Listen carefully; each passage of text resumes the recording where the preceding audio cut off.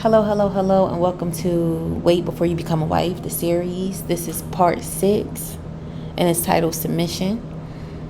This is brought to you from Get Comfortable by Lizana-Prodeaux. I am the voice behind Get Comfortable. If you have been here for parts 1 through 5, I appreciate you so much. If this is your first time tuning into this series, I'll listen to this and then go back and listen to the other ones. They're in no particular order. However, the first video of the series is just an introduction. If you would like to listen to some background on why this began and how this all started, you can definitely tune into that. But let's jump right into this message, okay?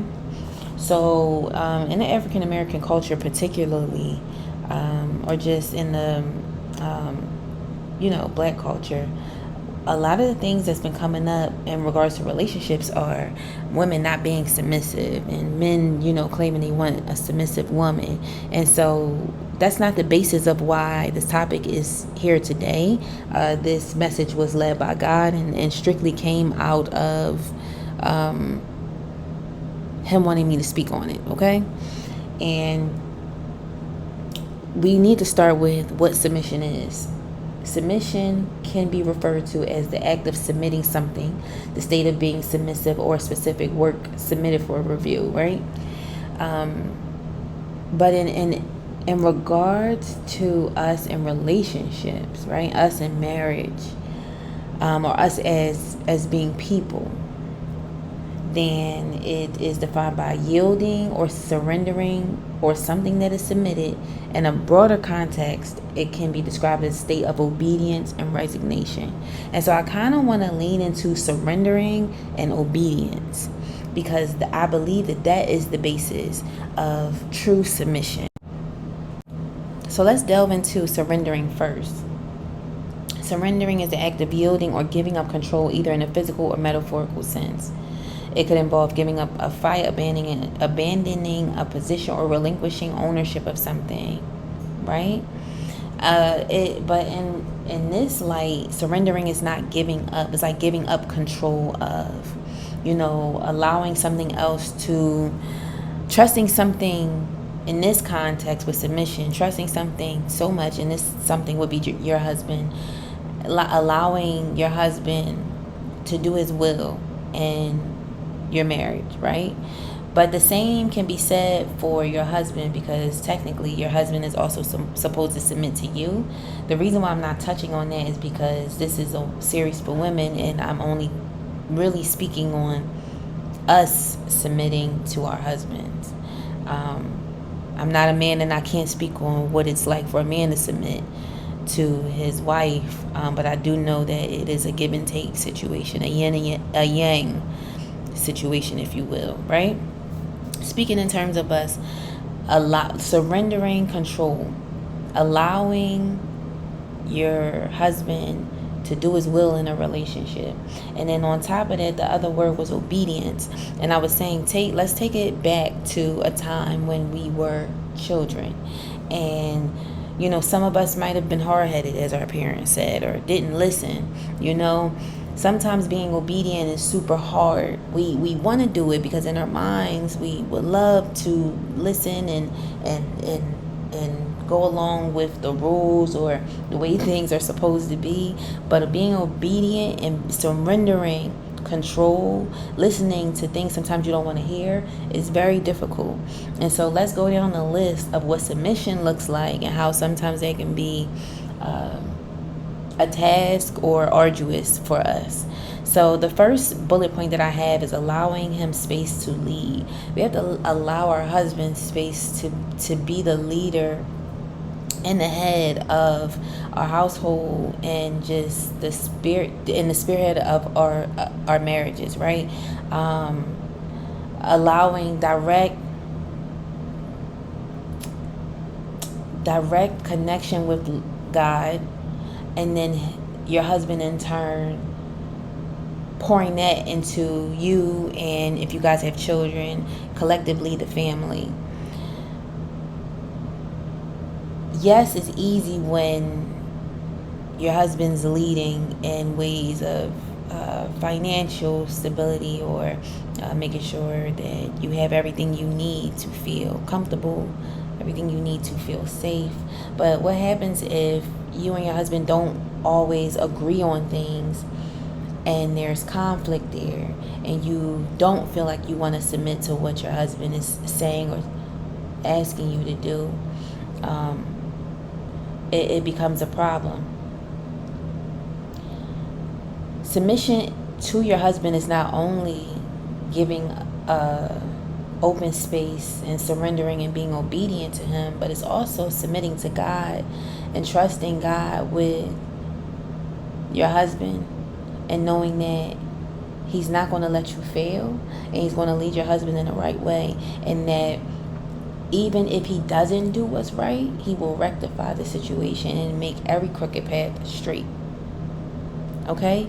So it's your obedience and your surrendering to God as well as your husband, and allowing him space to lead, because he gets his discernment from the Lord. Okay? The next bullet point that I want to touch on is establishing trust, which really to me is the forefront of being submissive. No woman wants to be submissive to a man they can't trust. And when you are entering into a marriage, which you already should know is if you can trust this man or not. But more importantly, can you trust yourself? Because if you can't trust yourself, 9 times out of 10, you may choose the wrong partner. And before I even jump into that topic, we don't choose who wants to marry us, right? Because that person has to have that type of mindset already before they encounter us, or your relationship brings forth feelings that that person wants to, take care of you, be there for you, support you, and do this life thing with you. But if you don't trust yourself, you don't trust your judgment, you don't trust your decision making, oftentimes than not, you're going to choose or entertain a partner who is not meant for you. So you have to first trust yourself, trust in God, and trust your husband also. And that takes a lot for somebody who doesn't, feet are not planted on the ground. You don't have faith in yourself. You don't have trust in yourself or anything else. And most importantly, the trust in God is real. That's something that I've been known to struggle with. My trust in God, because I can see the actions that I can do. We don't see what God can do sometimes. We don't believe sometimes in what he can do, but we have to stand firm on that, because establishing faith and trust in things we cannot see for a greater outcome is what's necessary when you submit in a marriage. The next topic or bullet point would be feeling safe and recognizing if you feel safe with that individual or not. These are all things that should have been established way before you are married, right? Do I feel safe with this person? Do I feel safe mentally, physically, and emotionally with this man? Do I look down on him at all? Does he... And I don't want to say check boxes, because that's not the thing. Every person is not going to check off every box. It may seem like they check off every box in the beginning, but that's not always the case. Do I see this person as somebody I can submit to for the duration? Is he somebody I look up to?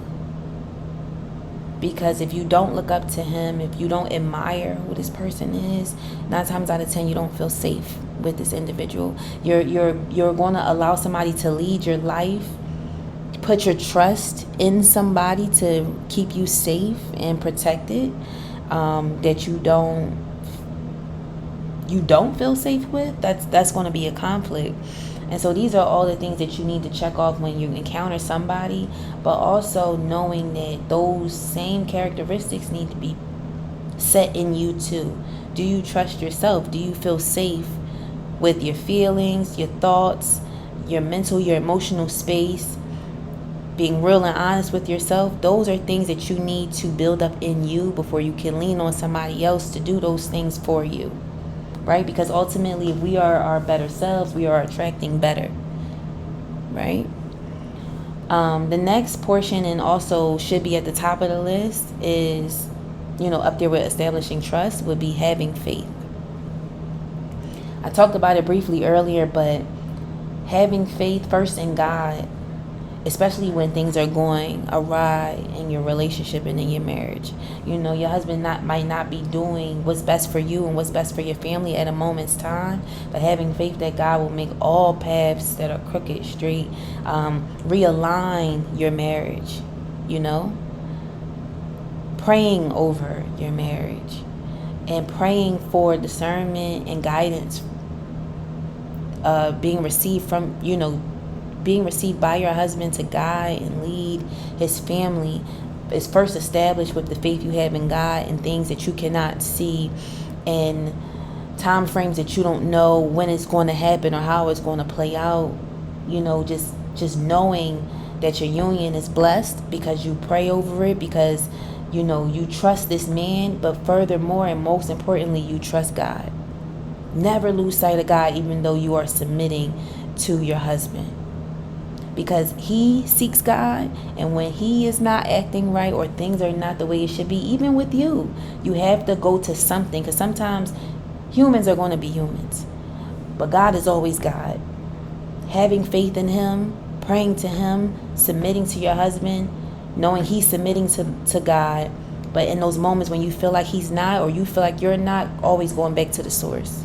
Okay? Having faith that everything is going to work out in its divine order. Next, allowing him to provide, but not just monetarily, because we love to talk about how our husbands should provide monetarily. It's not about him just providing financially, okay? It's about him providing provision, solutions, and foundations for you guys to grow and be stable. Provision. Your husband is telling you to do something that you might not see as a good thing, but you gotta go along with it, because that's your husband and y'all are one. You're no longer two, you're one. Okay? Allowing him to see ahead of some of the stuff that you see,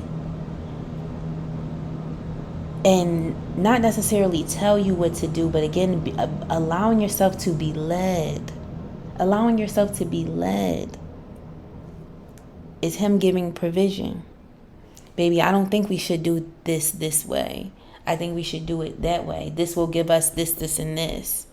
Now, I don't think we should do this with the kids, because I don't think tablets should be a thing with the kids. I want them to read more.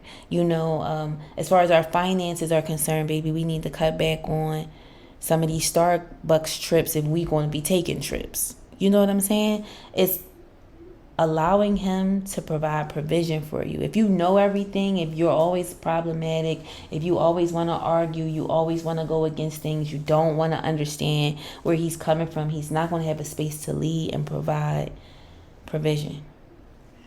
Solutions. A good man and a man that doesn't want his wife to stress or be overcome with fear or worry is always going to want to provide solutions.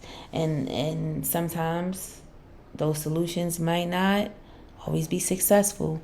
But a man that wants to provide solutions instead of complain with you or allow you to suffer through your own stuff is not going to make you feel safe.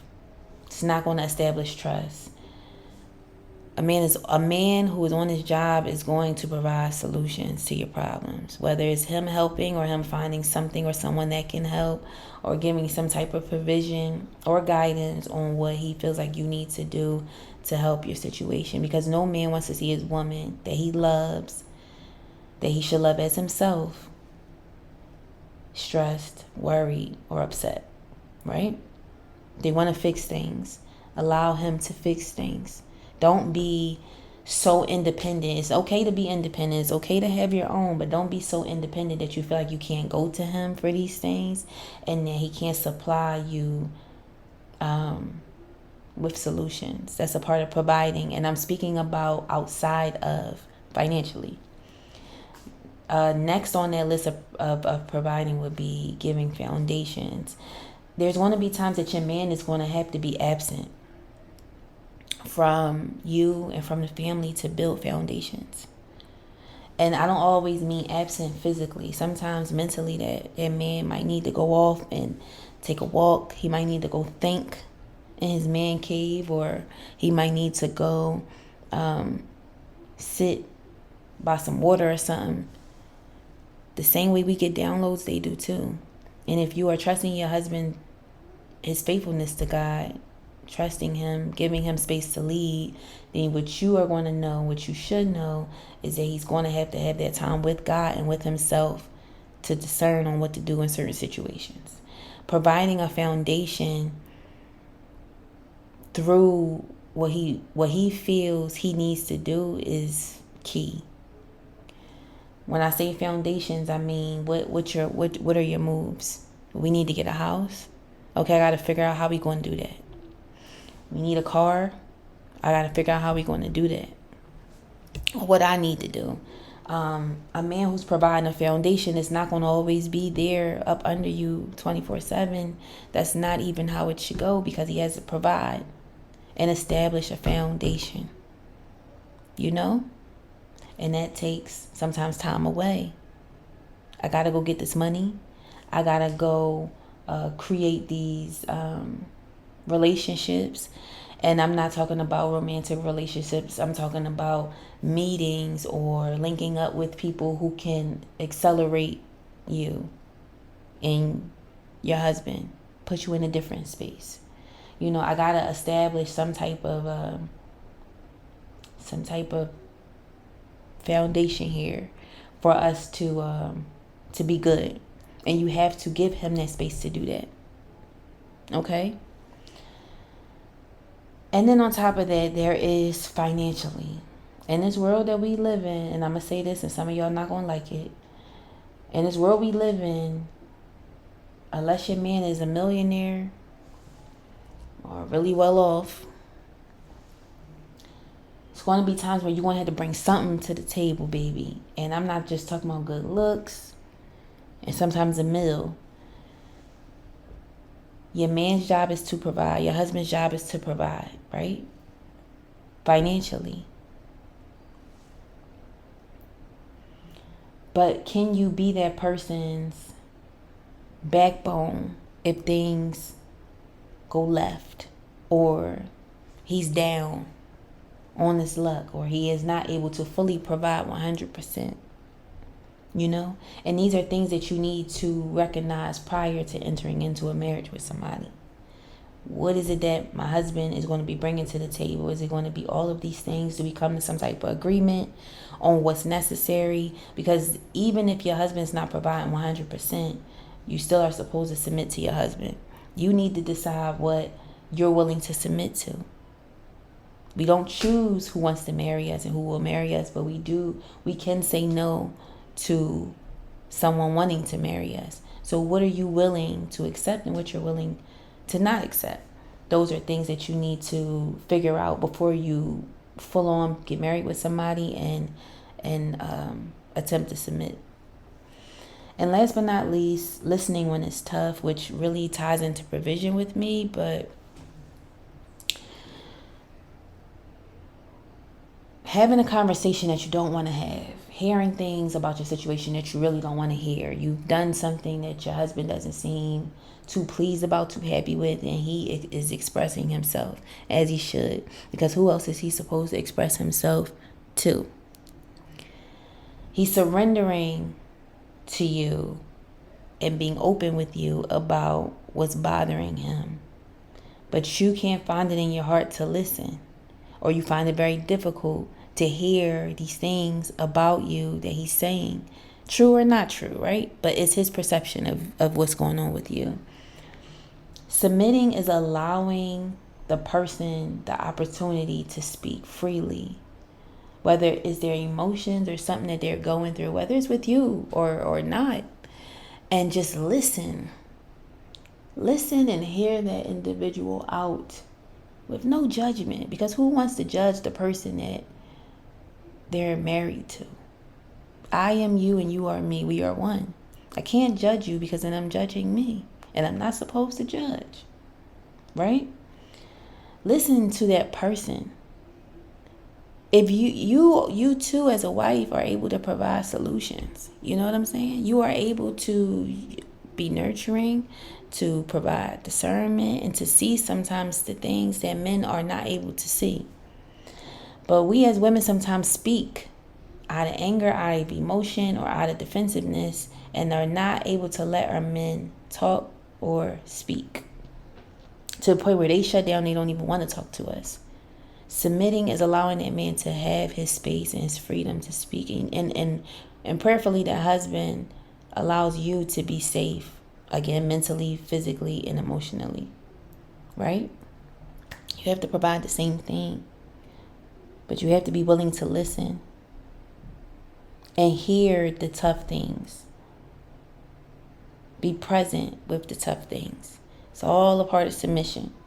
So I know this message was a bit lengthy, more lengthy than probably some of the other parts, but I felt like it was important to break down each piece that was brought to me on how submission works in a marriage. You know, if you have other pieces that you would like to add that I didn't touch on, please leave them in the comment section. I'm willing to, and I would love to share that and have others see it. And if something that I said you don't agree with, we can speak on it also, you know.